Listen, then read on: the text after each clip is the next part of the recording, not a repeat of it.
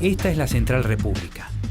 Desde aquí se monitorea el funcionamiento de una red de fibra óptica que a través de un tendido de 25.000 kilómetros conecta telefónicamente a toda la zona sur del país. Hoy, hablar con cualquier persona en cualquier lugar del mundo nos resulta tan natural como caminar o respirar. Pero esta posibilidad es el resultado de una larga cadena de innovaciones tecnológicas que surgieron como respuesta a la necesidad básica del hombre: comunicarse cada vez a mayor distancia.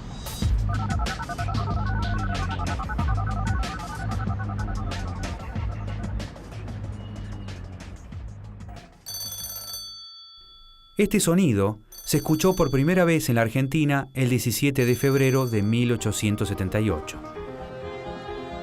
Ese día tuvo lugar la primera comunicación entre dos aparatos instalados en la sucursal de Telégrafos La Piedad y el diario La Prensa, situado a 6 cuadras de distancia.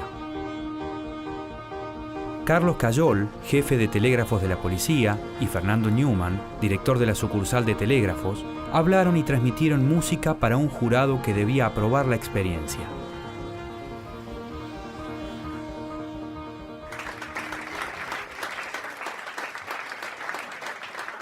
Aquel experimento pionero tuvo lugar en nuestro país apenas 2 años después de que Alexander Graham Bell patentara como propia la invención del teléfono en 1876.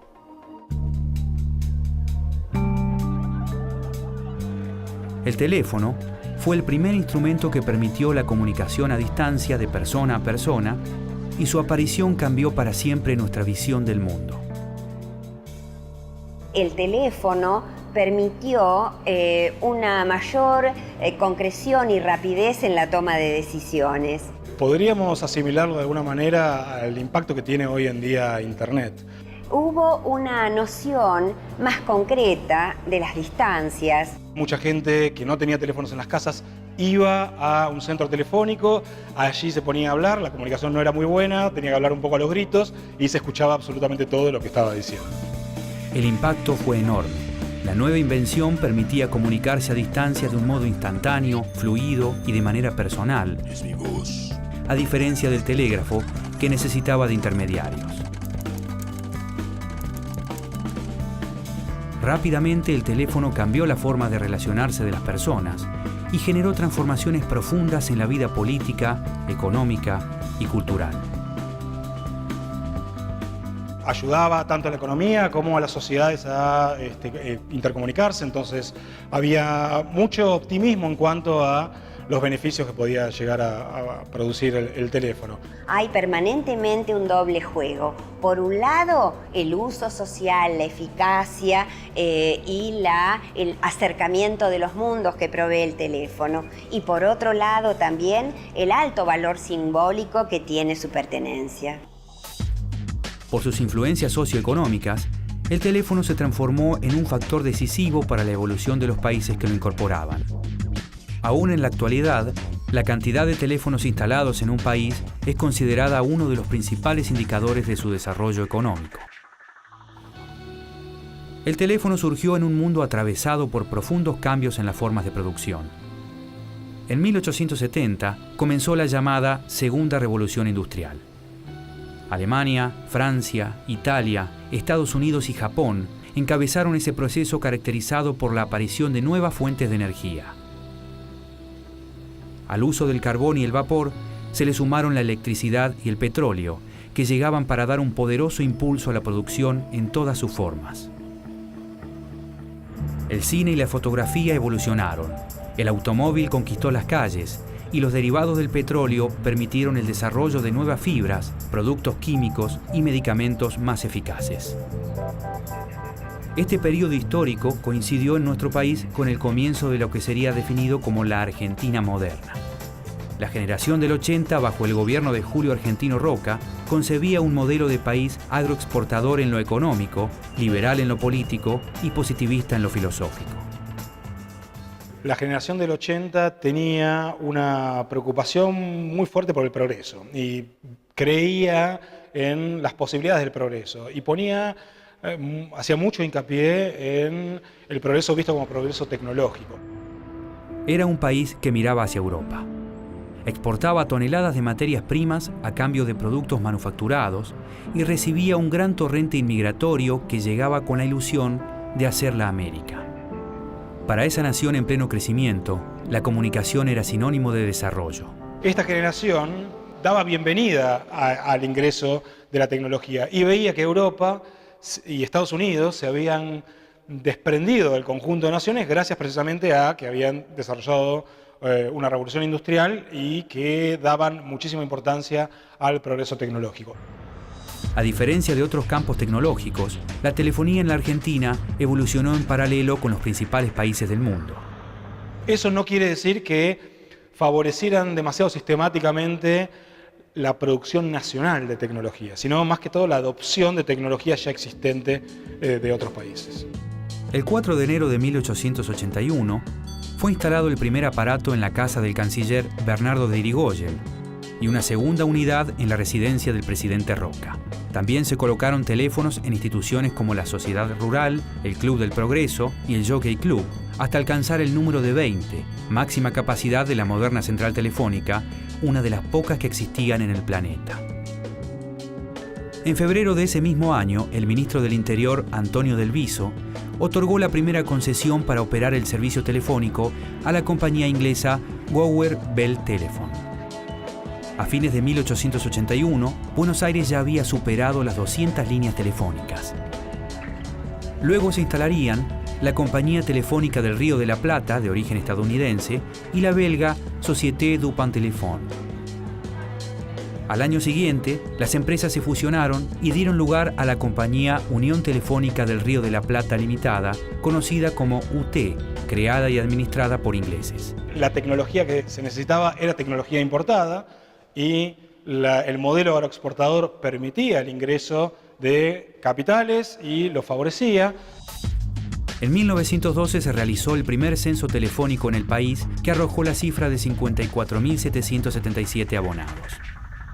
Teníamos un 45% de líneas respecto a Latinoamérica, casi la mitad de toda Latinoamérica. Primero se expandió hacia las clases ricas, pudientes, hacia la clase política también. Fue muy utilizado por el Estado, sobre todo el telégrafo. En 1929, la UT pasó a manos norteamericanas al ser comprada por la administración de la International Telephone and Telegraph Company, ITT. El 3 de septiembre de 1946, durante la primera presidencia de Juan Domingo Perón, la empresa fue intervenida por el Estado argentino y pasó a llamarse Empresa Mixta Telefónica Argentina, EMTA. Una decisión que reflejaba la importancia estratégica de la telefonía para el desarrollo del país. Desde su creación, la telefonía evolucionó en el país y en el mundo a un ritmo vertiginoso. Pero ¿cuáles fueron los pasos que llevaron a la creación de esta herramienta tan valiosa? El hilo conductor fue un simple cable, un cable eléctrico. La transmisión de electricidad como punto de partida permitió a Samuel Morse patentar en 1838 el antecedente inmediato del teléfono, al que llamó telégrafo. Este sistema permitió por primera vez enviar mensajes codificados a partir del desarrollo de dos ideas innovadoras: la máquina manipulador hilo-transcriptor, un dispositivo para transmitir señales eléctricas que al ser recibidas eran volcadas sobre una banda de papel, y el código Morse, un sistema simple que con solo dos signos, un punto y una raya, permitía representar todas las letras del alfabeto y las cifras del 0 al 9. En nuestro país, la primera comunicación telegráfica se remonta al sábado 27 de agosto de 1857, cuando el Ferrocarril del Oeste inauguraba su primer ramal y simultáneamente ponía en marcha su propia red telegráfica para controlar el servicio. Córdoba, por ejemplo, fue la primera ciudad que tuvo una estación automática de teléfonos, Rosario también. Los cables coaxiales que unían Buenos Aires con Rosario, Buenos Aires con Mar del Plata, fueron los primeros coaxiales que colocó Siemens en el mundo. Las ciudades importantes del país, no solamente Buenos Aires, estaban muy necesitadas, muy ávidas de esta nueva tecnología. El teléfono, instrumento superador del telégrafo, tiene un mecanismo algo más complejo basado en 3 pasos. La transformación de la voz captada por un micrófono en una señal eléctrica, el transporte de esa señal eléctrica hasta un segundo teléfono y la recomposición de la voz a través del parlante del segundo teléfono. Las ondas sonoras hacen vibrar un diafragma montado sobre una bobina metálica que se mueve sobre la base de un imán y genera una corriente eléctrica. Esta señal viaja a través de materiales conductores, los cables, que funcionan de a dos. Un hilo que transporta la electricidad desde un punto A hasta uno B y la vuelta desde el punto B al A para cerrar el circuito. Las primeras instalaciones telefónicas utilizaban los cables metálicos de la red telegráfica. La transmisión se realizaba a través de un solo hilo, mientras que el retorno se realizaba por tierra. Con este sistema, ya en 1881, se realizó la primera conexión de larga distancia en nuestro país. El canciller Bernardo de Irigoyen se comunicó desde su estancia en la localidad de Chivilcoy con el presidente Julio Argentino Roca en la Casa de Gobierno. Pero las redes telegráficas, que eran apropiadas para transmitir pulsos, provocaban interferencias en la señal telefónica, sobre todo a medida que aumentaba la distancia. Esto llevó a construir nuevas redes de dos hilos, los famosos pares telefónicos. A mediados de 1880 se montaron los primeros enlaces entre distintas ciudades de Estados Unidos. A medida que la naciente industria telefónica avanzaba, surgieron nuevos problemas y nuevas soluciones. Y en 1887 se inauguró en nuestro país uno de los primeros tendidos telefónicos subfluviales del mundo. Unía Argentina con Uruguay desde Punta Lara hasta Colonia, que se colocó en la misma época que se estaba colocando un cable que unía Francia con Inglaterra. La incorporación de bobinas a intervalos regulares en los tendidos aportó una gran mejora en la calidad de la audición. Esta técnica fue bautizada con el nombre de pupinización, en reconocimiento a su creador Michel Pupin. En 1906, Lee de Forest inventó la lámpara de 3 electrodos, que fue el antecedente del tubo al vacío. Estos amplificadores de sonido para líneas telefónicas permitieron, mediante la instalación de repetidoras, ampliar las distancias a cubrir sin necesidad de usar conductores de gran diámetro. El primer conmutador, instalado en 1878 en Connecticut, Estados Unidos, se operaba manualmente y aceptaba un máximo de 21 aparatos conectados entre sí. El trabajo de la operadora telefónica consistía en atender al usuario que realizaba una llamada saliente y realizar la conexión con la línea del teléfono de destino. El aumento exponencial del número de líneas telefónicas demandó centrales cada vez más grandes atendidas manualmente por verdaderas legiones de telefonistas. Aún así, durante las horas pico, se generaban importantes demoras en el servicio. Este sistema, costoso y plagado de dificultades, fue superado con la llegada de la conmutación automática. En 1892, Almon Strowger diseñó el primer conmutador electromecánico para 100 líneas. La nueva invención permitía, por medio de un pulsador en el teléfono, solicitar la comunicación a otra línea sin la intervención de operadoras. Mucha gente se queja, creo con razón, acerca de cómo en Internet aparece un montón de facetas de la vida privada de los individuos que querrían que no apareciera. Bueno, en ese momento también el teléfono se veía con cierta preocupación que podía llegar a eliminar la privacidad de las personas. Por ejemplo, las operadoras que conectaban a dos personas que querían hablar por teléfono tenían acceso a la conversación telefónica de esas dos personas, eso provocaba problemas. En 1914 se instaló en la ciudad de Córdoba la primera central Strowger que funcionó en la Argentina y se complementó con otro nuevo dispositivo, el disco telefónico de 10 agujeros creado por Lars Magnus Ericsson en 1896. Pero hubo que esperar hasta 1919 para contar con un conmutador realmente eficaz. Se trató del sistema Crossbar, que permitía interconectar de manera automática a miles de abonados.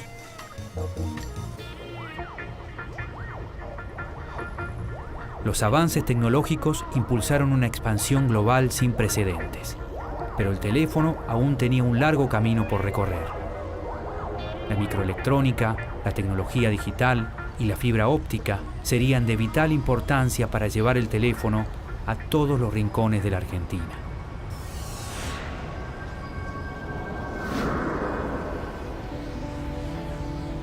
El actual avance de las tecnologías telefónicas y el grado de hipercomunicación en el que vivimos ni siquiera era imaginado en las escenas más osadas de ciencia ficción de décadas pasadas. Fue una historia protagonizada por hombres, empresas y gobiernos que llega hasta nuestros días. Es conocido que Sarmiento, por ejemplo, que fue presidente entre 1868 y 1874, tenía una avidez tremenda por traer el telégrafo a la Argentina, a tal punto que él en un momento se pelea con un diputado porque Sarmiento había sacado del presupuesto dinero que estaba destinado a caminos y puentes, y el diputado le dice, no, esta plata está asignada a construir otra cosa, y él le dice, no, está asignada a construir los puentes y los caminos de la palabra, ¿no? En 1924, tras un minucioso estudio de la demanda hecho casa por casa, la Unión Telefónica presentó el primer plan fundamental para la red telefónica de Buenos Aires. Un plan fundamental se puede dividir en la parte de planes, determina el dónde efectuar la obra, y una programación, es decir, determinar el cuándo una obra es prioritaria con respecto a otra obra. En 1930 se propuso un plan para la ciudad de Buenos Aires, que proyectaba la instalación de 22 edificios y 26 oficinas centrales de 10.000 líneas de capacidad máxima cada una. Un plan fundamental a largo plazo tiene en cuenta 20, 30, quizás 40 años. Al plan maestro de 1930 le siguieron otros en distintas etapas, de acuerdo al crecimiento de la ciudad y la incorporación de zonas antes despobladas. En una época donde los cambios tecnológicos son tan acelerados, que cada 6 meses se está cambiando una técnica, tener un plan a 20 años es una barbaridad. Sin embargo, no es así, porque obtener un objetivo no quiere decir que vamos a mantener ese objetivo, sino que hay revisiones a mediano plazo y a corto plazo. A mediano plazo puede ser 10 años o 5 años, y a corto plazo puede ser 1, 2 o 3 años. En 1949, la administración había pasado a ser definitivamente del Estado, y tras detectarse irregularidades en la EMTA, se creó Teléfonos del Estado. En conferencia de prensa, el ministro del Interior, señor Ángel Borlenghi, anuncia la incorporación al Estado de la empresa mixta Telefónica Argentina. Las palabras del señor Borlenghi exponen las razones que determinan la nacionalización absoluta de esos servicios como una medida de defensa de los intereses de la nación. Tras el golpe que derrocó al presidente Perón en 1955 y la irrupción en el poder de la autodenominada Revolución Libertadora, la telefonía pública entró en una etapa asignada por la falta de inversión, la corrupción y el deterioro del servicio. En 1956, Teléfonos del Estado fue rebautizada como Empresa Nacional de Telecomunicaciones, más conocida por la sigla Entel. Fue muy criticada la época de Entel, sobre todo en los últimos años, puesto que el servicio era muy malo, pésimo, ya que no se brindaba nuevos servicios. Realmente se estaba requiriendo que se mudara un abonado o se muriese para conseguir una vacante del parque telefónico y poder liberar un nuevo abonado. La demanda telefónica continuaba insatisfecha y el tráfico de comunicaciones, cada vez más intenso, generaba verdaderos cuellos de botella. Hablar por teléfono en las horas pico era virtualmente imposible. En 1982, con el país nuevamente en manos de una junta militar, comenzó la instalación del primer cinturón digital de Buenos Aires.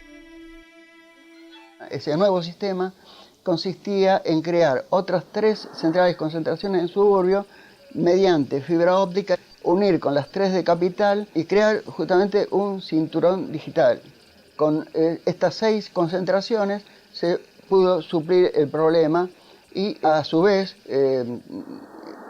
contar con una red digitalizada, una de las primeras del mundo. Durante más de 40 años y a lo largo de distintos gobiernos, la telefonía argentina fue administrada por el Estado. En 1990 se aprovechó un contexto de creciente demanda e infraestructura deficitaria para entregar los teléfonos nuevamente a manos privadas. El presidente Carlos Menem, a través de su ministro de Obras Públicas, José Dromi, transfirió el capital completo de Entel y todos sus activos a dos operadores monopólicos, Telecom Argentina y Telefónica de Argentina, que hasta hoy siguen gestionando el servicio. El mayor rédito de estas empresas fue, además de haber tenido una red ya casi madura, casi terminada, el contar con algo que en esos momentos no se esperaba, un cambio tecnológico tan grande. Las modernas redes e instalaciones que llevan el teléfono a cada vez más hogares del país y del planeta son el resultado del sorprendente avance tecnológico de los últimos 50 años. La primera tecnología eran centrales que se llamaban paso a paso, unas centrales muy grandes, muy ruidosas y que ocupaban mucho espacio. A partir de 1960, el desarrollo de la industria electrónica tuvo un gran impacto en la telefonía. Los voluminosos dispositivos electromecánicos que usaban los conmutadores fueron reemplazados por microchips. Para darse una idea, no sé, por ahí una paso a paso de 10.000 clientes ocupaba todo un edificio y hoy eso por ahí está en algunos racks de equipo nada más. En la década de los 70, las innovaciones tecnológicas aceleraron su ritmo y el mundo entró en la era digital. En una central paso a paso la llamada se podía decir que se veía, porque vos veías cómo se iba moviendo todo y estabas mirando y veías físicamente lo que estaba pasando. En cambio, en una central digital vos ves una caja cuadrada y pasa todo ahí adentro. Tu manera de conectarte con eso es distinta, ¿no? En los años 80, la informática se instaló definitivamente en la sociedad moderna y el uso de la computadora se extendió a todas las actividades humanas. El procesamiento de información ganó terreno en todos los campos tecnológicos y aparecieron las primeras centrales manejadas por programas grabados. Un mundo digitalizado con un tráfico de información en continuo crecimiento requería medios de transmisión y conducción más eficientes. La respuesta tecnológica se hizo presente con la fibra óptica. Es un vidrio, por decirlo de alguna manera, que tiene la capacidad de transmitir, en vez de transmitir agua, transmite luz porque la luz no se dispersa, rebota en el borde y se va extendiendo y se va propagando por la línea sin atenuación. Y ese es el mérito. En los últimos tiempos, la integración de la telefonía con la informática permitió el desarrollo de nuevas modalidades de atención comercial como el call center. Este doble juego de mercancía y uso social acompaña los orígenes mismos del teléfono. En el año 2008 había algo más de 9 millones de líneas telefónicas en funcionamiento en todo el territorio nacional, casi el triple que en 1990. Hoy en la Argentina hay aproximadamente una línea de teléfono cada 4 habitantes, un promedio levemente superior a la media mundial. En la última década, la demanda de servicio telefónico fijo, que había crecido en forma sostenida durante 120 años, experimentó una merma, originada por la expansión del celular, que alcanzó más de 6.000 millones de líneas en el mundo, y por la aparición de la telefonía por Internet, que se perfila como la modalidad dominante. La familiarización con las nuevas tecnologías que van apareciendo y que es un proceso que no se puede detener, no tener un ojo muy metido en eso también es un peligro muy serio. El hombre se propuso comunicarse a distancia. Hoy puede hacerlo a cualquier lugar del planeta. El teléfono no solo cambió la forma de comunicarnos, sino la manera en que vivimos, y abrió un mundo de posibilidades y desafíos que parecen no tener límites. En el mundo de los negocios, los minutos valen oro y hasta los segundos son preciosos. Nada como el teléfono, entonces, para concretar un buen negocio con rapidez. ¿Pero qué? ¿No da con la persona que busca? Claro, si está librando todo a su memoria, si está adivinando el número, perdiendo el tiempo y haciéndoselo perder a los demás. Este otro genio también tiene buena memoria, pero a veces le falla. Y dale con la memoria, y el tiempo pasa. ¡Qué buen negocio te estás perdiendo!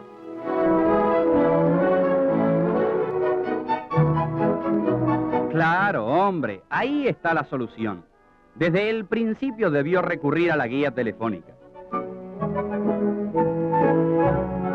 ¿Vio cómo ahora da con la persona que buscaba? ¿Cuántas situaciones como esta se pueden evitar si el abonado recurre a la guía? Recuérdelo, la memoria puede fallar, la guía no.